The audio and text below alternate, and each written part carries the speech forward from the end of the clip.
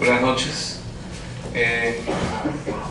Hablar sobre el tema de la nueva reforma del Código Procesal Penal y considerar sobre todo los aportes de las tres nuevas leyes que acaba de dar el Estado, que son la 30.076, 30.077 y 30.096, y de regalo por Semana Santa la denominada o mal llamada Ley Antauro, ¿no?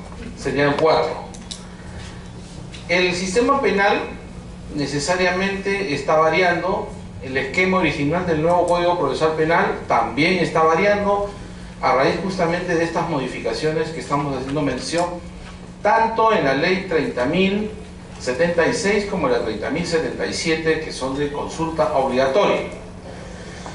Más aún si consideramos los aportes que ya el nuevo Código Procesal Penal había señalado en el año 2004 con la publicación del Decreto Legislativo 957. ¿De qué se trata prácticamente la investigación preliminar y la investigación preparatoria en el nuevo Código Procesal Penal? Bueno, el esquema parte de entender lo que resulta ser un sistema adversarial y un sistema predominantemente acusatorio. La idea es que en el Código Procesal Penal las partes son las que van a discutir constantemente las pretensiones, son las que van a realizar propiamente los aportes de determinada petición, y es en virtud de ello que el juez, si es que hay proceso y en investigación preparatoria y preliminar, el fiscal va a tener que resolver conforme a los nuevos criterios que da el Código. ¿Y cuáles son esos nuevos criterios que da el nuevo Código Procesal Penal? En principio se privilegia la contradicción, se privilegia también la oralidad.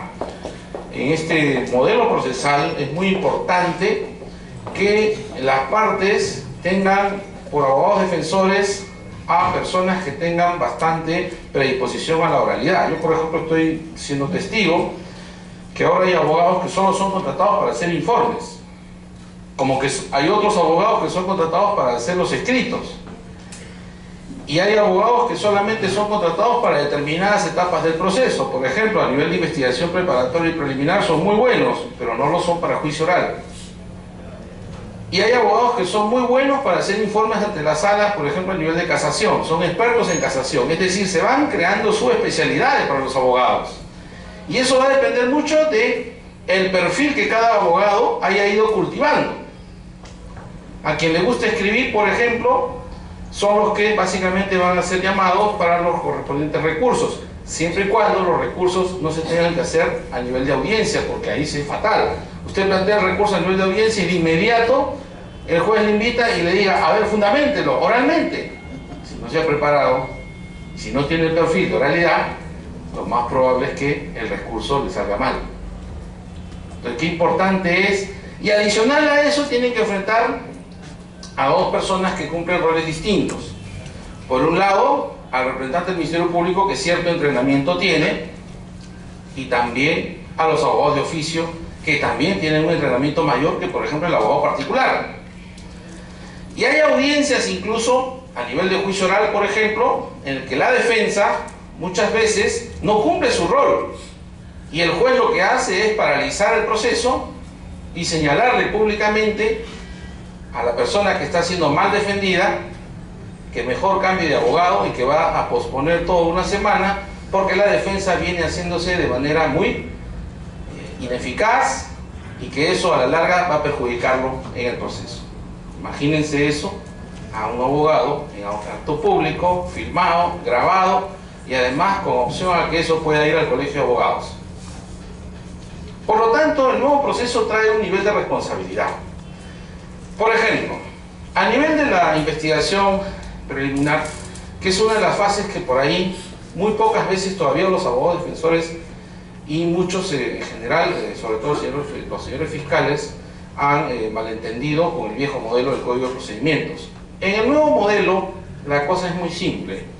En el nuevo modelo la defensa puede activar los mecanismos correspondientes si se trata de recabar indicios de prueba. Por ejemplo, pongamos el caso del día de ayer, ese operativo, creo que ha sido en San Martín de Porres, donde un joven se aduce que ha sido baleado por la espalda, ¿no?, luego de haber estado reducido y que no tendría nada que ver porque a esa hora justo había salido a embarcar a una persona que salía de su casa. En esos términos, hay una señora que presenta un video. Está el video del segundo piso filmando la escena del delito. Está el muchacho, que es fácil, va a ser poder ver si él tenía o no tenía la disposición de la utilización de un arma cuando se le haga la correspondiente diligencia y la pericia de absorción atómica. También la pose en que ha sido disparado, porque una cosa es que se ha disparado de frente y otra cosa es que se ha disparado por la espalda.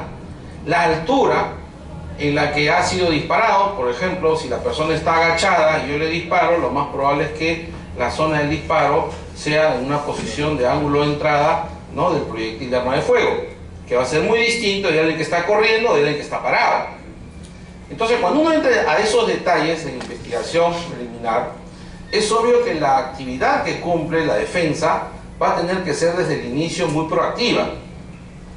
Y estas actividades que realice la defensa, ¿no?, van a depender de los diversos casos. Casos de flagrancia, casos de cuasiflagrancia, casos de presunción de flagrancia, de casos que no tienen absolutamente nada que ver con la flagrancia. El caso que yo estoy poniendo es un caso donde está involucrado el tema de la flagrancia, específicamente la cuasiflagrancia, porque la intervención se realiza después de haberse cometido el delito. Entonces, en esas circunstancias, la actividad que desarrolle la defensa, como por ejemplo los paneos fotográficos, como por ejemplo la indicación propia de la dirección del proyectil de arma de fuego, es decir, ingeniería forense, como por ejemplo la prueba de absorción atómica, como por ejemplo, ahí incluso va a haber hasta interceptaciones telefónicas, porque es muy probable que si se ha detenido celulares, se va a hacer las intervenciones en los celulares. Y podemos seguro enumerar un sinnúmero de circunstancias, pero que todas están orientadas propiamente hacia la búsqueda de la verdad. Y acá viene uno de los primeros grandes problemas del modelo procesal. ¿Cuál es la verdad que debo privilegiar? ¿La verdad forense o acaso me debo regir por la verdad material? Allí los procesalistas penales se dividen. Hay un grupo que todavía sigue pensando que la búsqueda del proceso es la verdad real, y hay otros que todavía sostienen que debe ser la verdad forense. Eso va a depender y va a marcar la pauta para los casos, digámoslo así, que están muy vinculados a supuestos donde la flagrancia y la cuasiflagrancia no tenga básicamente indicios o medios de prueba de evidencia, sino más bien para los casos donde no haya flagrancia, porque ahí es mucho más complejo de demostrar. Primera cuestión. Segunda cuestión, en los casos de flagrancia y cuasiflagrancia es claro que el elemento central va a ser la prueba directa, mientras que en los casos de no flagrancia van a ser propiamente los casos de prueba indirecta o prueba por indicios. Y eso es muy importante señalarlo del saque, porque muchas veces uno lo que va a encontrar son casos con combinaciones, algunos indicios y algunas pruebas directas. Y entonces establecer estrategias en esos momentos para la recolección de los medios de prueba, que es lo más importante, ¿no?, resulta de señalarlo y de resaltarlo. Pero a eso se cumple también otro aspecto que es importante destacarlo a nivel de investigación preliminar, que viene a ser la famosa custodia, ¿no?, de los medios de prueba recabados, la denominada cadena de custodia.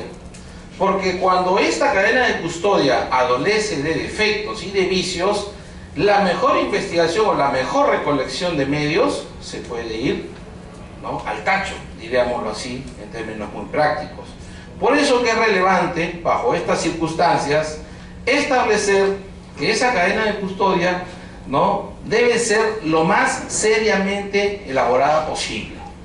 Para ello es importante, por ejemplo, cuando ya interviene el señor fiscal, ¿no?, donde hay un cadáver, donde hay casquillos, ¿no? Ustedes han visto muchas veces los familiares desesperados llegan a la escena y agarran el casquillo, mire, acá está la bala, con esta bala mataron a mi hermano, y no sabe que en ese momento ya está alterando la escena del delito. Otros agarran y como está el cuerpo ahí, se tiran con el cuerpo, se manchan de sangre, hasta las formas como se da, ¿no? Propiamente las manchas de sangre, se puede establecer la posición en que ha sido propiamente vulnerado el cuerpo a través de un disparo por arma de fuego. Pero cuando uno ya mueve el cadáver, o cuando uno ya mueve a la persona que está herida y está pues en serio riesgo de perder la vida, como es el caso de un auxilio, ya la cosa es distinta. Y en este caso todavía hay un adicional mayor que podemos citar, que es el tema de que ha llegado al hospital y no ha sido atendido.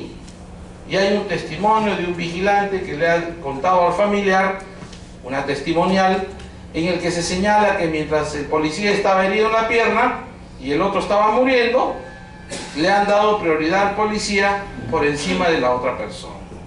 Cuando uno ve entonces estos incidentes, que son muy interesantes de analizarlo, es obvio que, por ejemplo, nosotros tenemos que hacer una custodia, una cadena de custodia, por ejemplo, de la ropa, de la vestimenta de la presunta víctima, de una toma de impresiones digitales de todos aquellos policías que han operado en ese operativo, sea de civil o sea con uniforme, establecer un registro de cada una de las armas y hacer una pericia a cada una de las armas para establecer cuál fue la que le provocó la muerte, porque puede que en estos casos no haya habido distintas armas o que distintas personas hayan efectuado los disparos.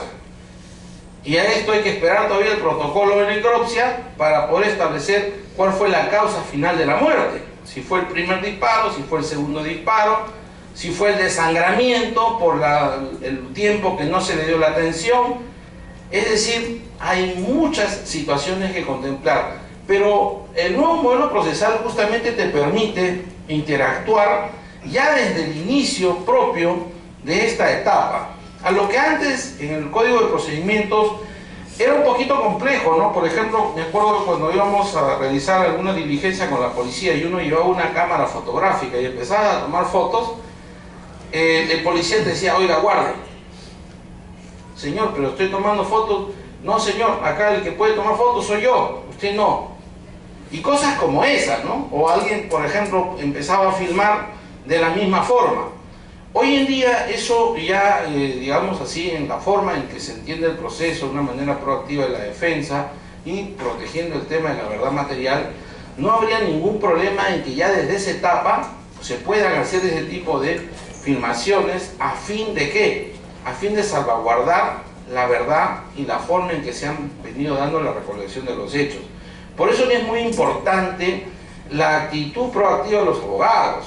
Porque si los abogados no tenemos una actitud proactiva, en esos momentos, muchos de los medios de prueba que son importantes para probar, sea un extremo en la imputación u otra, se empiezan a perder. Y cuando se empiezan a perder, el caso empieza propiamente a virar. Uno de los procesos más manoseados que ha habido, justamente donde se dice que esto de la cadena de custodia y todo esto se malinterpretó o ha tenido un efecto muy contrario a lo que debió hacer, es el caso de BTR, ¿no? En BTR todo el mundo sabe que las máquinas fueron adulteradas. ¿En qué momento se adulteró? Esa es la gran discusión. Pero que fueron adulteradas en la instancia en que se toman las máquinas, es decir, los CPU, al lugar en el que se hizo el lacrado. En uno de esos instantes, en uno de esos momentos, es que se dice que los medios de prueba han sido alterados. Me refiero a los discos duros. Por eso, qué importante es la cadena de custodia, pero la cadena de custodia también tiene que ir un poco no solo con el lado del fiscal, porque si bien es cierto el fiscal tiene todo el control en esta investigación, aunque hay todo un problema que ustedes seguro conocen, en que la Policía Nacional está a cada momento protestando, donde ellos dicen que el fiscal tendrá pues el control jurídico, pero el control de la investigación material la tienen ellos. Y eso es un problema que bloquea muchas investigaciones, sobre todo a nivel de tráfico ilícito de drogas o cada vez que se señala que hay presuntos delincuentes con armas de fuego. porque usted no va a ver pues nunca que el fiscal dirija a la policía donde diga, a ver, tú allá, tú allá, tú allá, no, eso nunca va a haber un fiscal porque se ponga su chaleco y vaya adelante, ¿no? Como muchas veces se ha hecho en la selva cuando los helicópteros llegan y empiezan a bajar, los primeros que bajan son los soldados. Y una vez que ellos, entre comillas, han pacificado todo, recién lo hacen bajar al fiscal cuando ya desapareció la evidencia, el dinero, parte de la droga, qué sé yo. Cuando ya todos están bien camuflados, bien gorditos, ahí lo hacen bajar al fiscal, ¿no? Por eso que ellos dicen, a ver, el fiscal quiere tener el control de investigación, sí, que baje primero, pues. Y nunca el fiscal va a bajar primero. O sea, ese tipo de situaciones ha hecho que haya mucho enfrentamiento y que de alguna forma todavía en ciertas zonas se haya complejizado la idea de la reforma. Por eso que importante es tener muy en claro los roles que tiene el fiscal, aunque la policía está constantemente indicando que ellos son los que tienen el tema de la investigación, ¿no? El control de la investigación a nivel material, y que son ellos los que definen la estrategia. Dígame, si así fuese, el caso del día de ayer, si la policía tuviese que definir la estrategia, ¿qué estrategia definiría el día de ayer cuando hay evidencia que es muy probable que ese joven no tenía nada que ver con estos asaltantes? O sea, las épocas de los encubrimientos policiales ya pasaron. Hoy en día, menos mal, hay celulares, hay cámaras de filmación, que de alguna u otra forma nos permiten y nos dan otro juicio de valor de las cosas. Perdón, sí. Profesor, sí, yo creo que también a esto habría que sumarle de que la misma policía no sabe mantener la cadena de custodia, porque lo agarran las armas sin guantes, borran las huellas digitales, intervienen sin el uso de métodos que puedan preservar las pruebas que van a servir en el proceso. Y yo creo que lo que usted señala, doctor, efectivamente es cierto. Claro, yo por ejemplo no he visto ningún patrullero que haya guantes para poder hacer cadena de custodia, ¿no? Y los pocos que hay son los que a cada rato se usan. ¿Y qué es lo que pasa cuando uno usa a cada rato un guante? Puede tergiversar también la prueba, porque si en algún lado agarraste un arma que tenía antimonio, vario, qué sé yo, y después agarras otra arma que no la tiene, ¿qué estás haciendo? Estás trasladando, ¿no? Estás trasladando, por ejemplo, el antimonio. Y ya estás adulterando el medio de prueba. Entonces, efectivamente, eso pasa, sobre todo cuando intervienen los policías de comisaría, ¿no? Que son los primeros, dicho sea de paso, en llegar, o los motorizados. Entonces ellos llegan primero a la escena del delito y ¿qué encuentran? Lo que encuentran, porque ahí viene la turba, ahí vienen los familiares, ahí vienen, por ejemplo, en el tema de barras bravas y pandillaje, es muy difícil hacer recolección de medios de prueba. Ahí lo tenemos, el caso del Mercado Santa Anita. ¿Qué recolección de prueba ahí haciendo la cadena de custodia se ha podido tener ahí? Si todo ha sido súper alterado. Entonces, ¿que eso a la larga va a debilitar un caso? Sí, efectivamente, va a debilitar un caso. Que nuestra policía todavía no tiene los medios como para poder hacer una correcta cadena de custodia, también lo es. Que esté entrenada para hacerlo, tampoco. Nosotros hemos tenido oportunidad también de hacer estos cursos con los policías y claro, los oficiales, sobre todo los más jóvenes, los más recientes, pueden tener mucha capacitación en esto, pero los más antiguos no. Ellos simple y llanamente actúan como actuaban hace 10 o 15 años. Entonces eso representa, sí, efectivamente, un problema para la aplicación del modelo procesal. Pero la investigación preliminar también tiene ciertas virtudes, según el nuevo modelo procesal. Porque una de las virtudes que se pueda tener es justamente la idea de que ahora, justo por la incorporación de las llamadas los mecanismos de filmación, videos, se tiene algunas ayudas que antes no se tenían. El problema es que las ayudas se están volviendo, por ejemplo, con la compra el día de ayer ya de oficialización de los helicópteros franceses. Bueno, ¿cuál es la idea? Filmar, muy bien, pero ¿filmar para qué? ¿Para el morbo de la prensa? ¿O filmar para evitar y prevenir delitos? ¿Cuál es la idea de la filmación? Se decía que con la incorporación de los medios de filmación, ¿no?, los delincuentes de alguna u otra forma se iban a atemorizar, iba a haber una suerte de prevención y ya no lo iban a hacer. ¿Qué han hecho? Fácil, ¿no? No necesitaron algún dispositivo para neutralizar cámaras o alguna forma de evitar esto. No, simplemente se pusieron un gorrito y unos anteojos y complicadísimo probarle si es él o no es él. Y a la larga eso aunque no lo crean, neutraliza bastante. Muchos de los que ahora roban, sobre todo casas de cambio, bancos, ¿no? Ellos ya saben que poniendo la cabeza en una determinada posición, no van a poder ser identificados. Y eso, en gran parte, por eso la lógica de la filmación debe tener un sesgo. ¿Cuál es? No se debe filmar para contemplar el morbo de pasarlo en un noticiero de cómo se roba, cómo se mata, sino la idea es que la filmación sea el mecanismo, ¿no?, que evite que se cometan delitos. Pero si se filma y la policía no está a 1 o 2 minutos del caso, a la larga los videos solo sirven para el tema del morbo, y entonces no está cumpliendo su labor de prevención. O sea, el delincuente ve cámara y hasta la saluda. O sea, se ha perdido ese efecto que inicialmente se pensó que iba a tener el hecho de usar cámaras, ¿no?, de poner cámaras por acá o por allá. O sea, a la larga solo nos sirve un poco para saber quién fue, pero no para evitar delitos. Y ese es uno de los grandes problemas de haber mal usado la técnica de las grabaciones y filmaciones. Y a eso se suma el otro aspecto, ya donde muchas veces ciertos abogados también hacen su trabajo, en el sentido de decir la editación. Porque si se logra demostrar que un segundo de la grabación ha sido alterado, prácticamente se relativiza la potencialidad de la filmación. Y eso es una de las tareas que están haciendo mucho y que se hizo mucho en anticorrupción. Muchos de los videos que se presentaban con Montesinos, ahí en el sillón, efectivamente habían sido editados. O sea, no estaba el video original, porque a Montesinos no le interesaba pues todo, ¿no? Él tenía una versión de todo, pero mandaba a editar también algunos aspectos. Entonces, cuando se chapaba el video con las editaciones parciales, se decía, no, ese video ha sido alterado. Ahí se está recibiendo dinero, pero se entiende que eso era porque Montesinos le tenía una deuda al empresario. ¿Y cómo probarlo si está cortado? Salvo cuando había un reconocimiento expreso de un colaborador eficaz o cuando se presentaba el video original. Pero eso ya relativiza, pues. Y nosotros debemos sí partir, yo tengo que ser muy claro en decirlo en este auditorio. A mí me parece que muchas de las cosas de la reforma son válidas, pero hay una cosa que sí tengo que decir.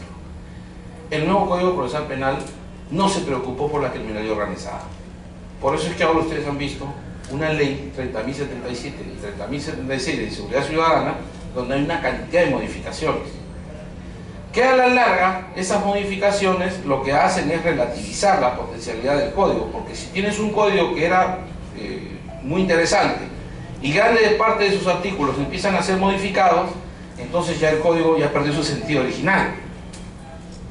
Y si cada vez que sacas una ley especial lo vas a modificar, entonces el código ya fue desactualizado. Y esa es una de las cosas que debemos entender. El Código Procesal Penal del 2004 no tuvo una forma de ver el proceso para criminalidad organizada, a tal punto que no hay un capítulo, un procedimiento especial para eso. Se ha tenido que crear mecanismos excepcionales modificando los artículos del código. Y eso a la larga puede traer inconvenientes. ¿Por qué lo digo? Por ejemplo, en el tema de tener acceso a las grabaciones de las comunicaciones telefónicas. Se han establecido excepciones para los casos de estas comunicaciones. Otro caso, por ejemplo, en la ley 30.096, el Estado le está dando la custodia de los medios de prueba por todos los delitos de pornografía infantil, entiéndase, videos, fotos, audios, imágenes de internet, total control para que la policía custodie ese banco de archivos. Entonces nosotros nos preguntamos, ¿y cuando esos menores vulnerados, que pueden ser de 11, 12, 13, 14, 15 años, tengan mayoría de edad, se vuelvan profesionales, de acá a 5 o 6 años, ¿va a seguir la policía teniendo esos medios de prueba? ¿Y dónde quedan los derechos fundamentales de las víctimas? Y la pregunta es, ¿y para qué va a tener esos medios de prueba involucrando víctimas de pornografía infantil en manos de la policía? Si la policía no puede ni custodiar sus atestados, ¿va a poder custodiar eso?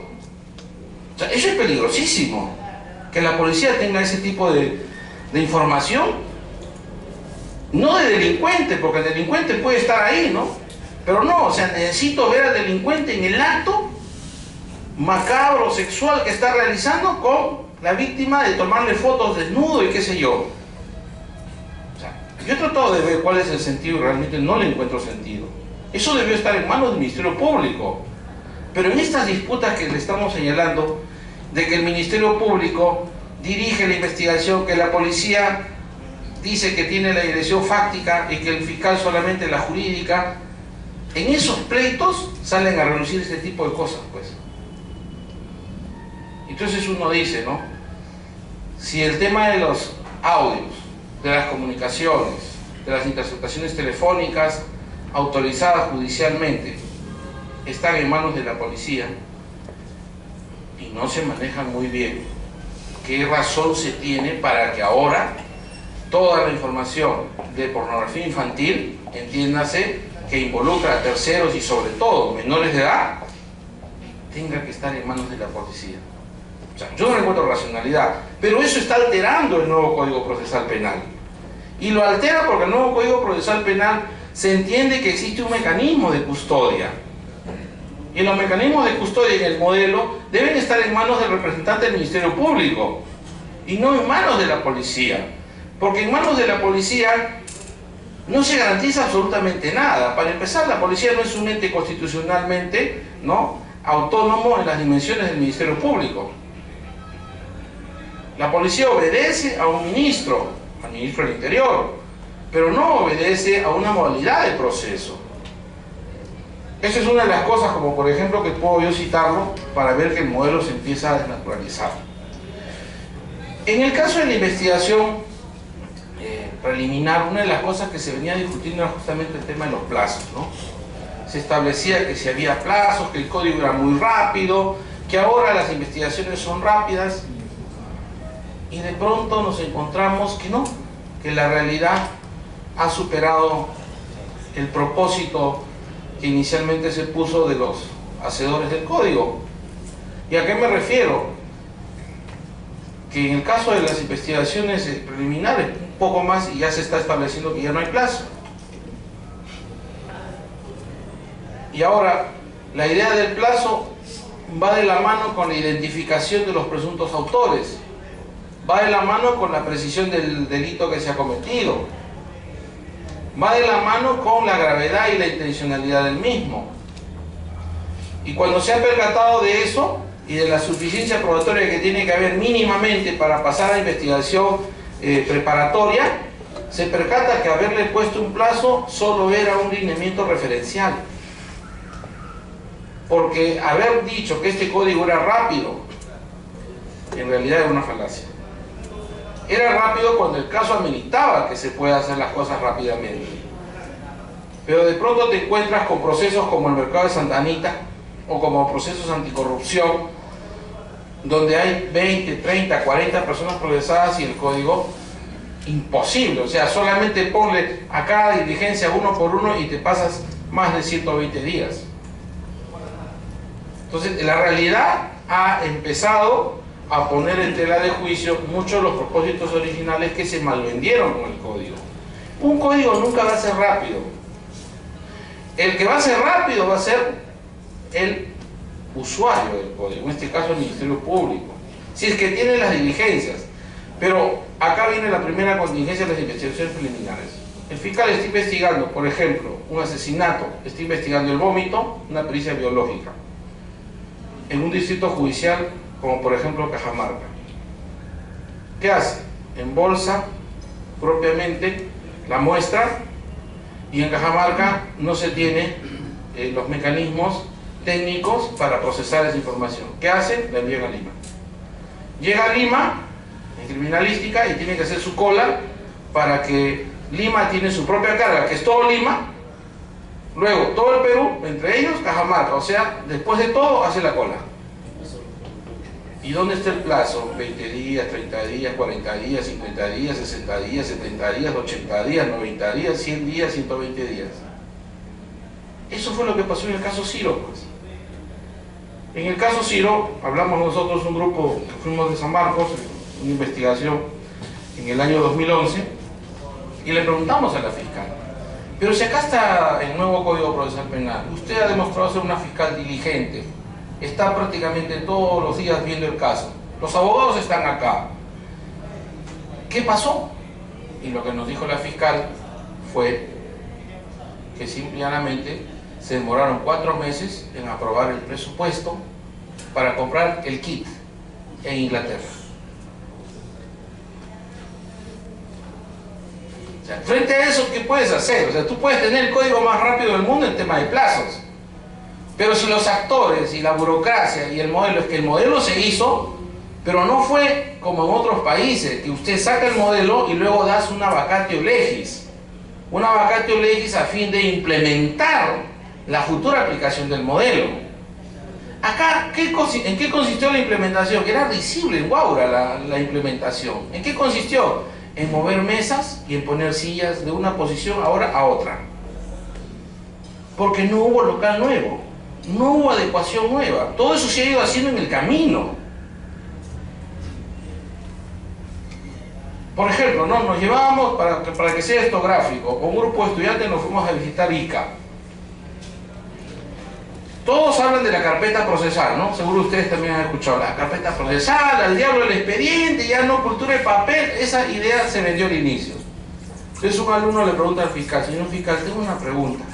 ¿Cuál es la carpeta procesal?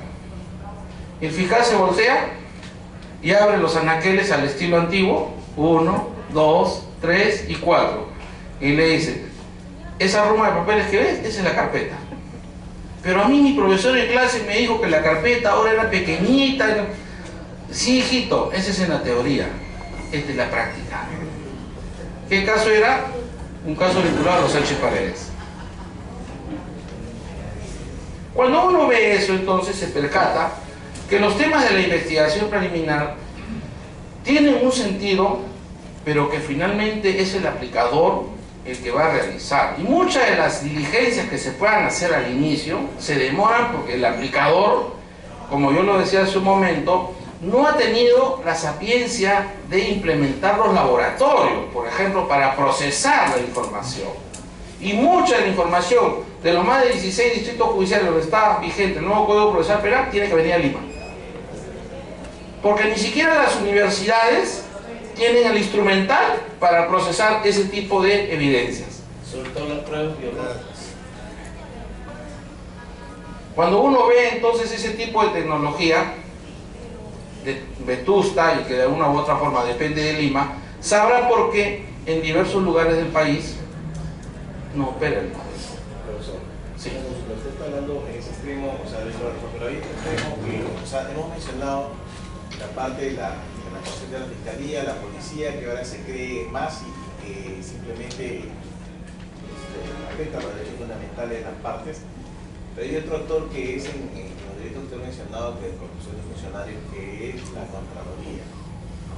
La Contraloría ahora asume un rol que realmente, o sea, trastoca y genera otra burocracia y otra carga procesal también en la Fiscalía Anticorrupción.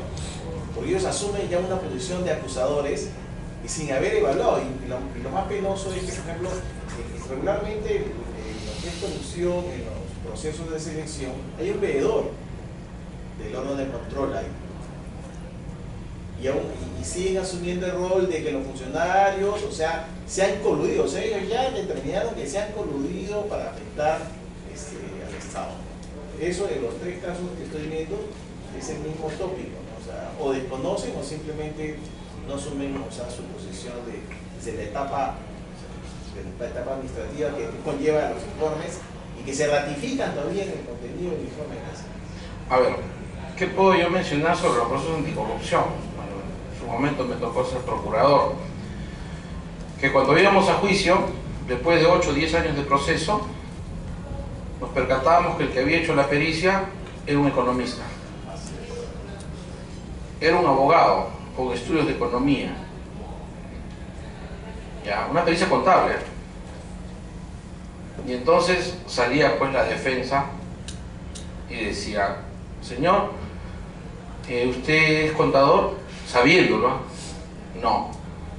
¿Qué técnica de estudios contables conoce usted? Si no estudia contabilidad, ¿qué cosa va a hablar? ¿No? Entonces, ¿qué pasaba con el caso? Se caía. Y grandes procesos se vinieron abajo porque los iniciales procuradores y los iniciales representantes del Ministerio Público que llevaron los casos al inicio, obviamente pues era todo complejo, era todo nuevo, ¿no? Tampoco le podemos echar la responsabilidad, o sea, no me refiero a las personas, sino al sistema. El sistema no estaba preparado para eso.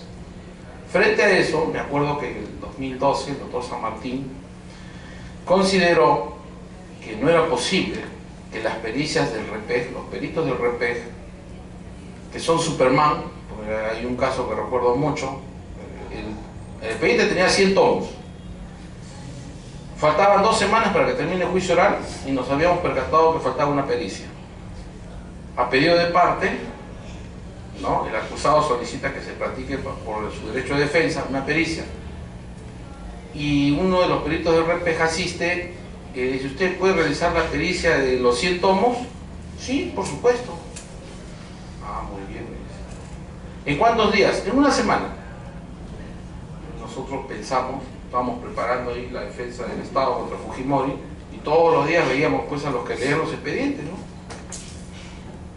El perito habrá ido 3 días y habrá revisado 2 horas el expediente. En total 6 horas. Y sacó la pericia.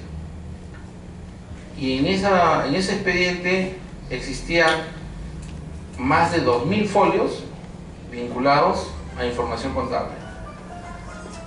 Entonces, cuando vino el debate propiamente a nivel de juicio, desacreditarlo fue pues facilísimo, ¿no?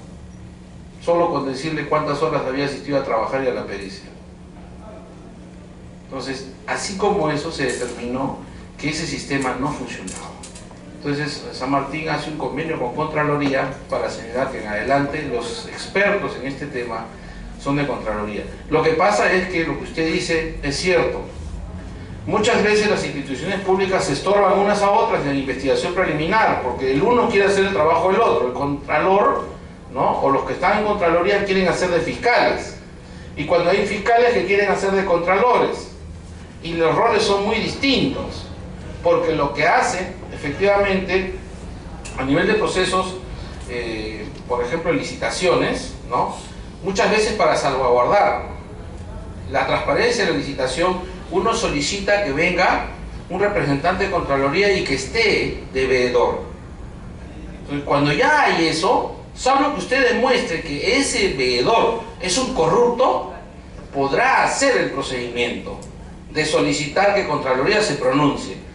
Pero si eso no hay, si la actitud del representante de Contraloría fue transparente, entonces ya es ocioso solicitar observaciones y disposiciones distintas a las que está viendo, que es lo que yo más o menos entiendo lo que usted me está indicando.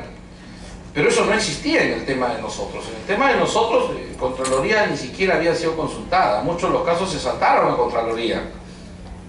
Entonces, cuando venían las precisiones de la licitación, muchas veces en licitaciones fantasmas, sobre todo el delito de colusión, uno veía propiamente que las pericias no habían sido hechas. Simplemente eran documentos, informes, ¿no? Y que estos documentos se habían hecho no por ni siquiera miembros de Contraloría, sino miembros del Ministerio de Economía. Y era increíble, ¿no? O sea, ustedes no pueden pensar que una pericia contable se puede caer con un informe de un técnico de un ministerio.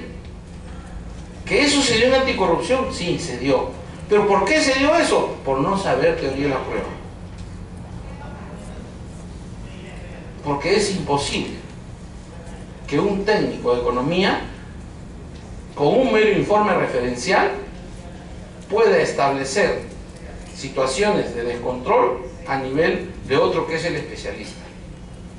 Pero en anticorrupción se dio. ¿Y cuál era el propósito de presentar 1, 2, 3 informes de parte?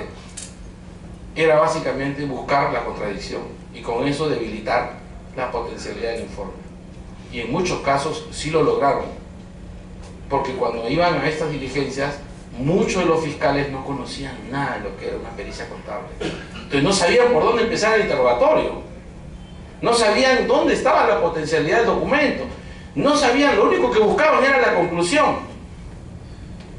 Y en esos términos, los abogados más representativos del país estaban defendiendo a los señores acusados de corrupción. Entonces era muy sencillo ganarle los procesos.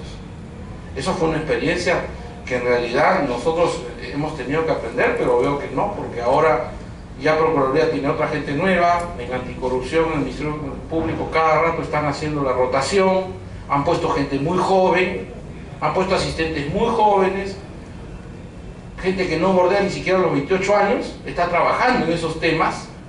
Entonces toda la gente de la experiencia ya no está, ni siquiera dirigiendo el tema.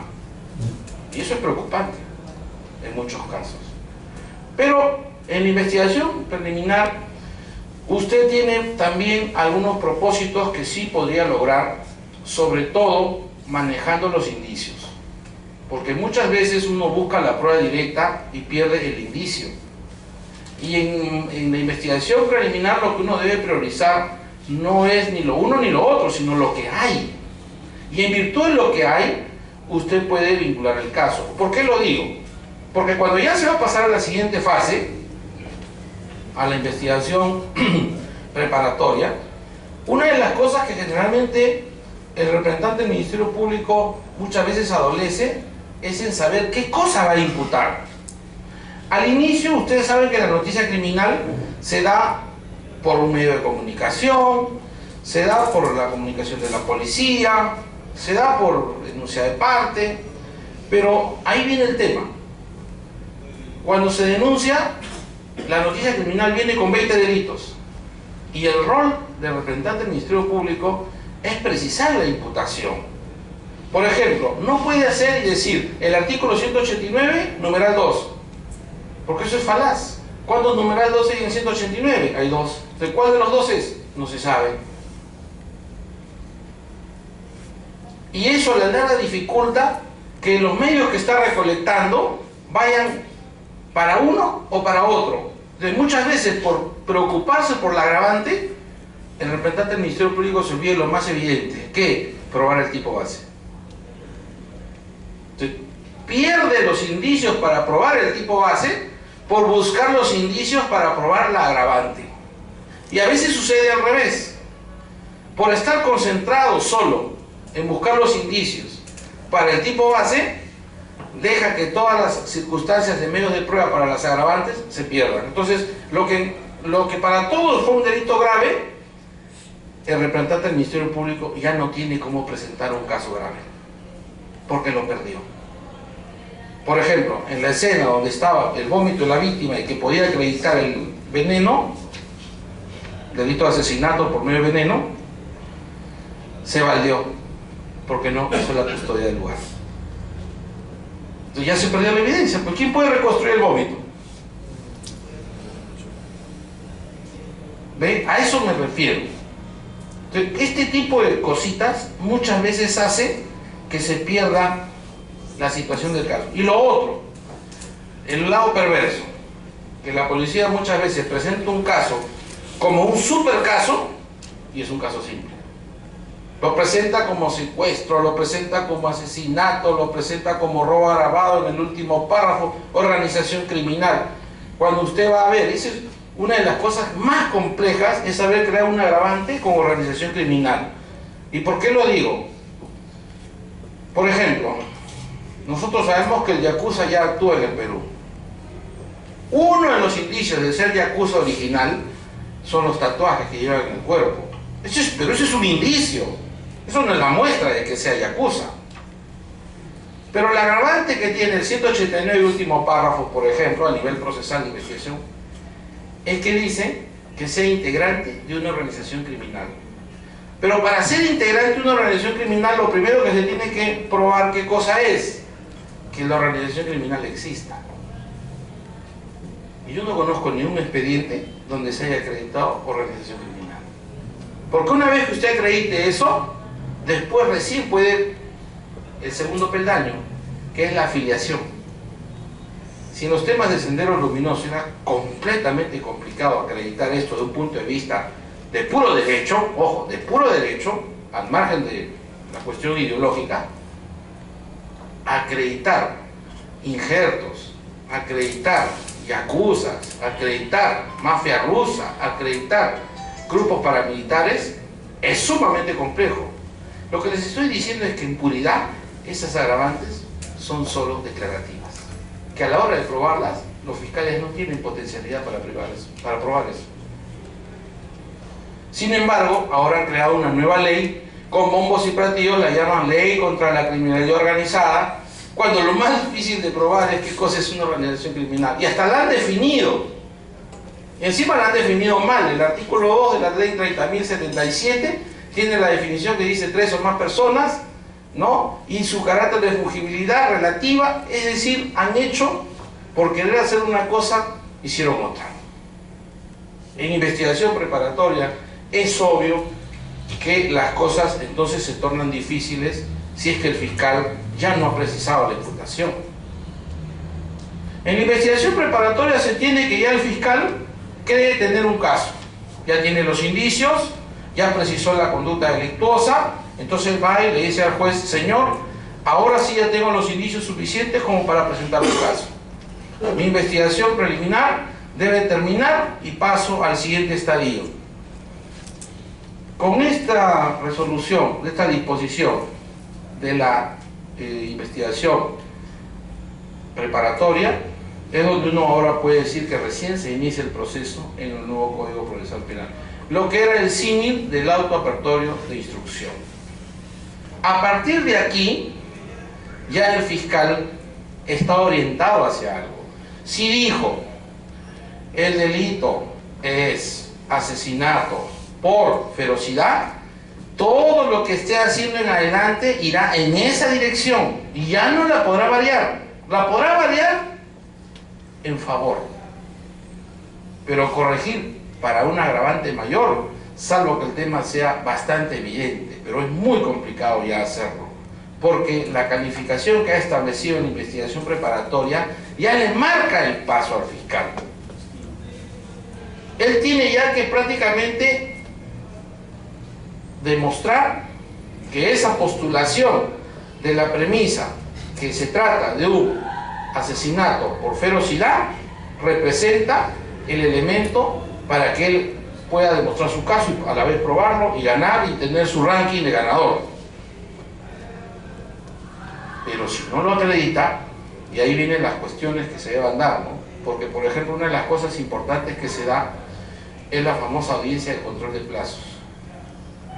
¿Qué cosa es una audiencia de control de plazos? Que eso es importante señalarlo.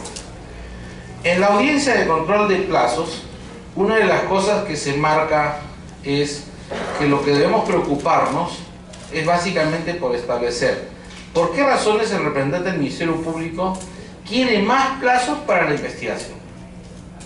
¿Cuál es la idea? La idea es muy concreta. Se entiende que debe haber un plazo, ¿no?, que es el plazo razonable. Y el plazo razonable está en virtud de los logros que se haya tenido en la investigación. Pero ¿qué pasa cuando el fiscal quiere un plazo más allá de lo razonable? Por ejemplo, lo que yo he visto en audiencias, el nuevo modelo procesal. Solicito plazos porque este proceso tenía una vía y ahora tiene otra. Y yo recién estoy aprendiendo a leer el expediente de este tema, al ver las carpetas, ver los... Por esas razones, señor, no me puedo pronunciar ahorita porque recién acabo de asumir la carga.